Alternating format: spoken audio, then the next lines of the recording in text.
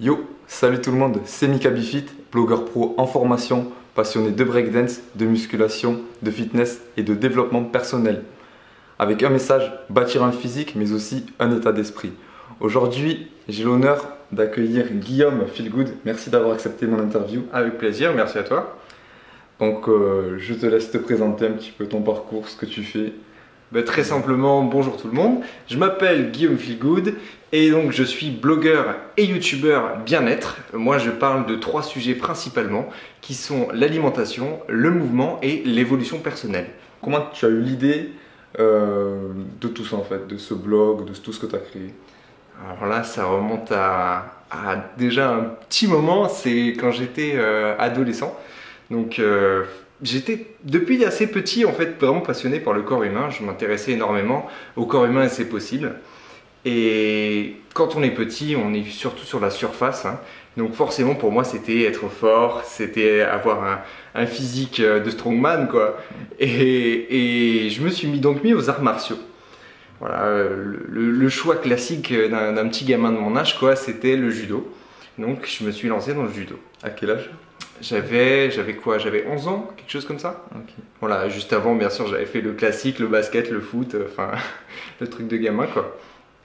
Et donc, je suis allé vraiment dans le judo. Et dans le judo, j'ai pas trouvé finalement que le physique. C'est là que je me suis rendu compte qu'il y avait une partie psychologique et même, je dirais, spirituelle qui était vachement plus poussée. Du moins dans mon club, parce que c'est vrai qu'il y a certains clubs qui sont hyper tournés sur la compétition. Mais là, pour le coup, c'était le cas et c'est comme ça que j'ai découvert finalement cette dualité corps-esprit. Et à partir de là, j'ai grandi, j'ai fait mon chemin et j'ai vachement travaillé tout ça. J'ai découvert le corps dans vachement plus de détails, j'ai découvert l'alimentation, j'ai découvert toutes ces petites choses en fait qui ont constitué le savoir que j'ai pu accumuler au cours du temps. Et tout ça, ça s'est fait au fil des années en fait? Ça s'est fait tout à fait au fil des années, exactement. Okay. Sans jamais que j'ai pris de décision de créer un blog ou de créer quoi que ce soit par rapport à ça. Est-ce que tu aurais quelques conseils pour diminuer son stress, vu que c'est ce que tu traites dans... Bien sûr. Alors j'ai un super conseil, et ça c'est vraiment le plus puissant que je connaisse, c'est la respiration. Ça paraît super con dit comme ça, mais il y a une équipe de scientifiques qui a établi un protocole, on pourrait dire, pour réduire son stress, parce qu'ils se sont rendus compte que la respiration était directement liée à une zone dans le cerveau qui gère en fait le stress. C'est-à-dire que quand on a une respiration qui est calme, une respiration qui est posée, régulière, eh bien, il n'y a pas de lien avec cette zone du cerveau, il n'y a pas d'excitation de cette zone du cerveau. Et en revanche, quand on va commencer à avoir une respiration un peu rapide, quelque chose d'asynchrone, et bien là, on va avoir une excitation de cet endroit du cerveau qui gère le stress. Et donc tout de suite, on va avoir une réaction physiologique pour se préparer à réagir. Parce que le corps croit qu'en fait, on est en danger. Et donc, il nous prépare. Donc en fait, simplement en maîtrisant sa respiration et en la gardant calme, en la gardant posée, et en la gardant aussi, comme on disait, synchrone, eh bien, on va avoir un effet sur son stress et on va pouvoir se calmer automatiquement. Peu importe les situations. Peu importe les situations. Et du coup, il faut être en mesure de l'appliquer après, bien sûr. Il faut le faire de façon aussi consciente, du coup. De manière consciente, évidemment, parce que de toute façon, l'excitation, en général, elle est inconsciente. On commence à avoir le cœur qui s'emballe et à respirer de manière asynchrone, de manière plus rapide. Et donc déjà, en conscientisant l'acte, on arrive à calmer déjà son souffle pour ensuite le réguler. Est-ce que tu aurais quelques conseils pour surmonter sa timidité? Oui, parce que je suis un grand timide. Donc initialement, vraiment moi, c'est l'archétype du petit garçon qui, quand il levait la main pour se faire interroger par le prof ou pour parler en classe, je devenais automatiquement rouge, je bégayais, j'arrivais pas à prononcer le moindre mot. Donc forcément, je me suis dit que ça pouvait plus durer. Et que même arrivé d'ailleurs en études supérieures, donc j'étais en école de commerce, j'ai fait un cursus d'école de commerce. Et je levais la main et j'étais ce gars-là tout rouge, ce pauvre type quoi, finalement, que personne veut être. Et je me suis dit non, là c'est plus possible. Et j'ai tout simplement mis en place ce qu'on appelle la technique de la sortie de la zone de confort, le classique. Et c'est d'aller outre sa peur. Chaque jour, petit à petit, c'est de se mettre dans une situation un peu plus inconfortable qui va pousser à mettre sa timidité finalement en jeu et pouvoir petit à petit apprendre de ces situations et les rentrer dans sa zone de confort pour qu'à chaque fois ça devienne de l'acquis et que ce soit beaucoup plus facile. Il faudrait le faire, il faut le faire tous les jours. Il faut le faire tous les jours. Pourquoi tous les jours? Parce que si on ne le fait pas tous les jours, finalement, on va devoir faire des trop grosses étapes d'un coup. C'est-à-dire que sortir de la timidité du jour au lendemain, pour moi, c'est pas possible. C'est-à-dire qu'on ne peut pas se dire « Allez, demain, j'arrête d'être timide ».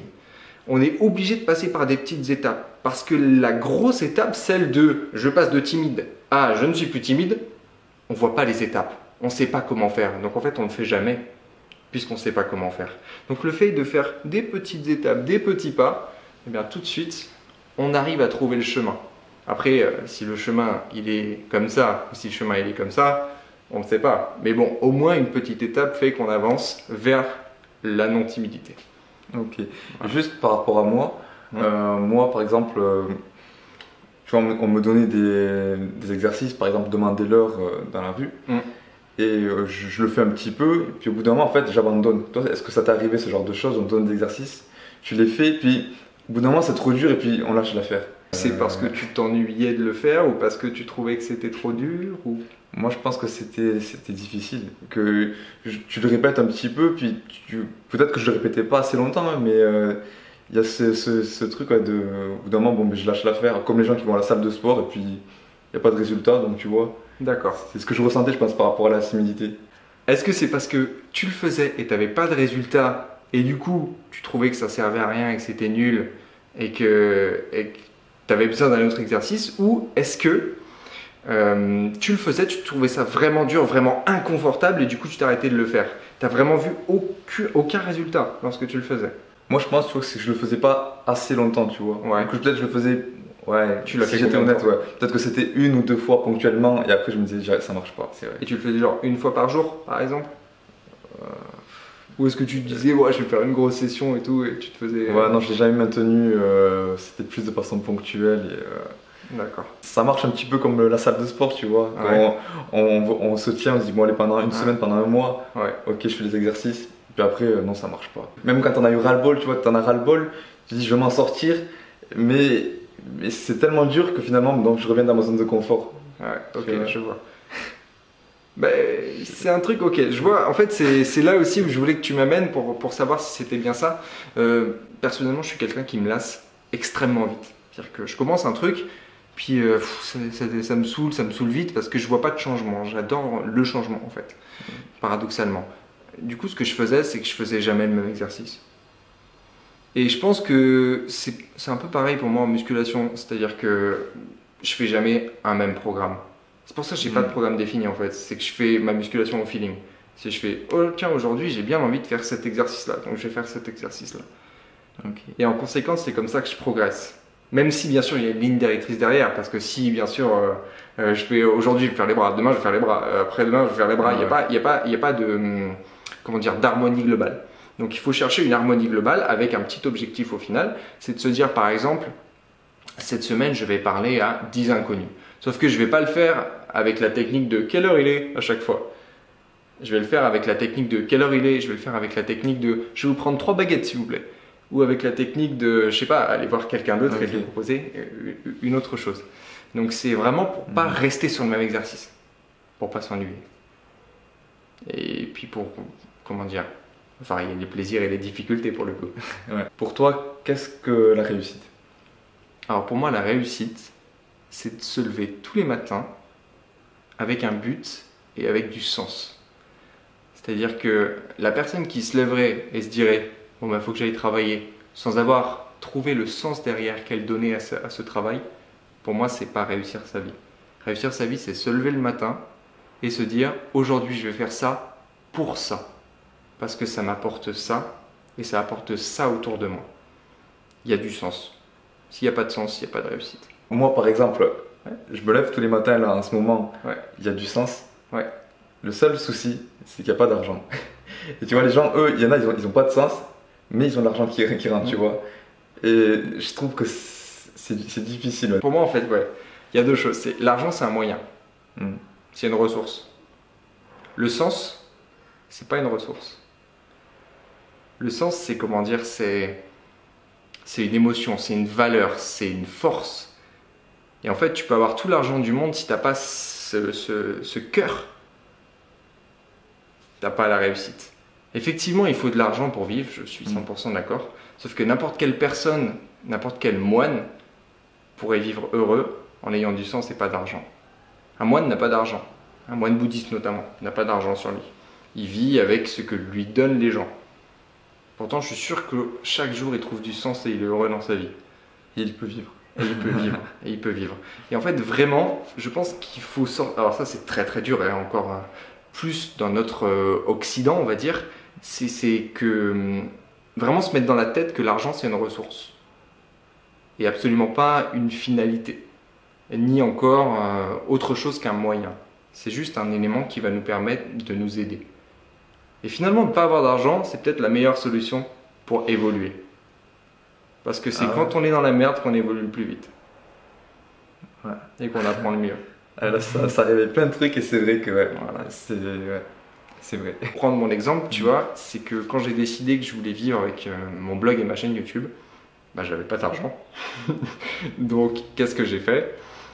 J'ai travaillé, j'ai pris un boulot à mi-temps, donc un petit boulot à 15 heures, qui me permettait de payer mon loyer. Donc je me suis mis en colocation avec mon frère pour pouvoir justement avoir un tout petit loyer.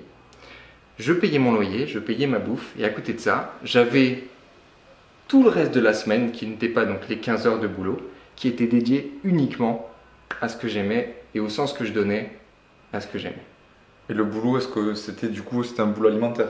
Un boulot alimentaire. Et donc en fait, le fait de le prendre à 15 heures, pour moi, c'était un compromis qui me permettait finalement de ne pas donner du sens, pas, ne pas casser mon sens avec un boulot qui n'en avait pas. Parce que c'était pas suffisamment prenant pour que ça empiète sur le sens que je voulais donner à chaque jour. Ça va cheminer, je pense, mais... Voilà, donc en fait c'était parce qu'effectivement je suis d'accord avec toi, aujourd'hui c'est très difficile de se séparer de l'argent et j'avais pas du tout envie de vivre comme un moine. Donc effectivement c'était la solution que j'ai trouvée. Ok, du coup ça m'a amené sur une autre question que je n'avais pas préparée, mais est-ce que tu aurais des conseils pour trouver un sens à sa vie? Oui.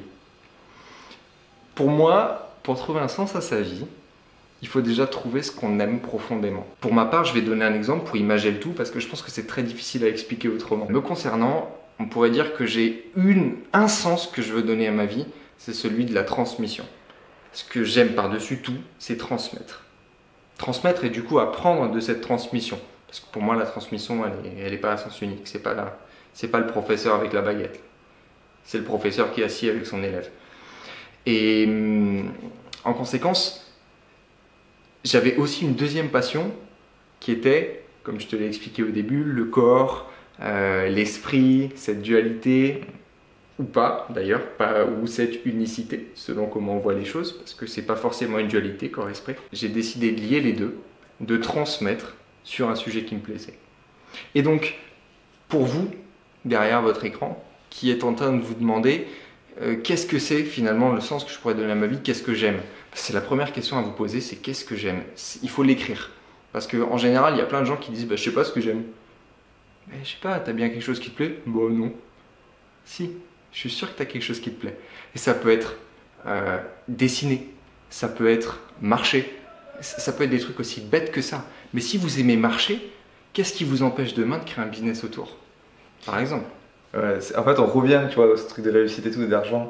À chaque fois, c'est ok, j'aime ça, mais comment je peux en vivre? C'est ça la question en fait. C'est exactement. C'est comment je peux en vivre? C'est pour ça qu'après, on se dit, bah, finalement, non, je vais faire de la musique, mais je pourrais pas en vivre. Il y en a que pas beaucoup qui vivent de la musique, tu vois. Exactement.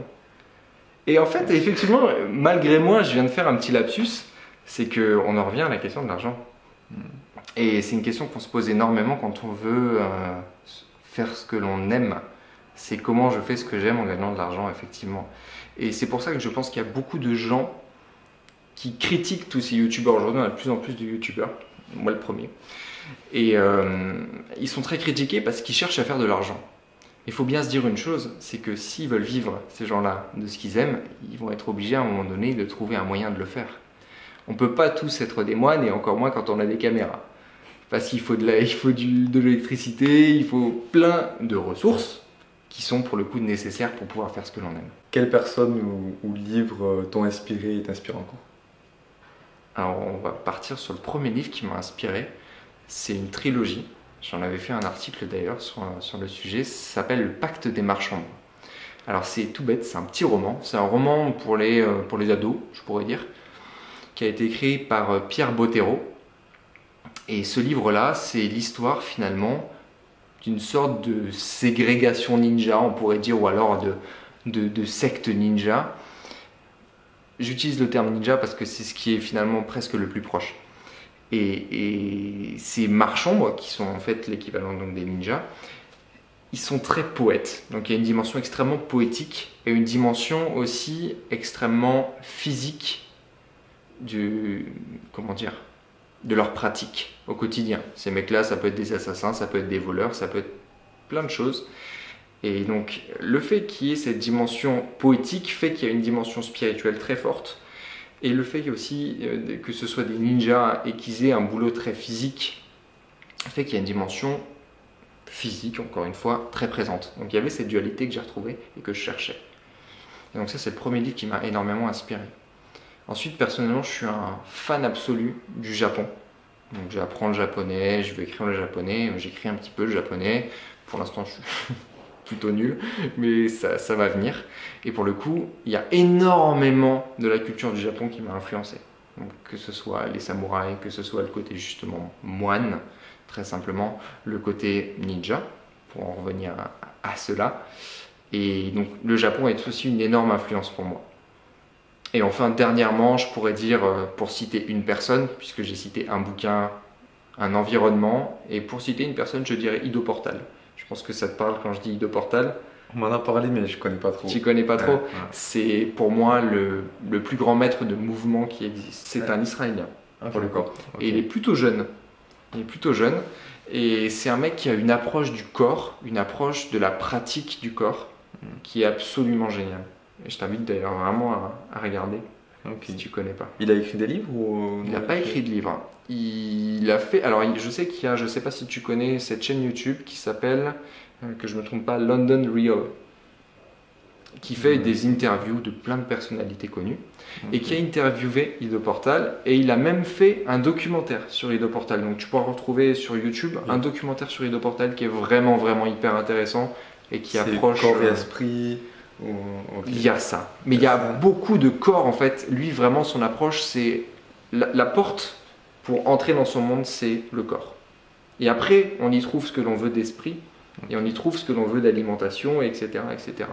Mais la première des choses qui caractérise Ido Portal, c'est le mouvement. Une dernière question, un conseil pour vivre la vie qui nous inspire.